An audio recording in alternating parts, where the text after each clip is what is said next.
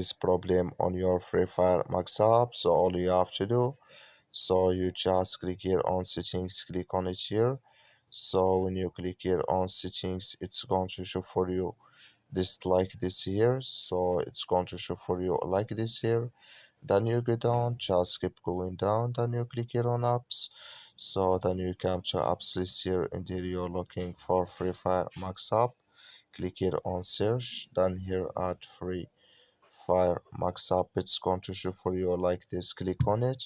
So then it's going to take you to this list here. Click on for stop, then you click here on OK.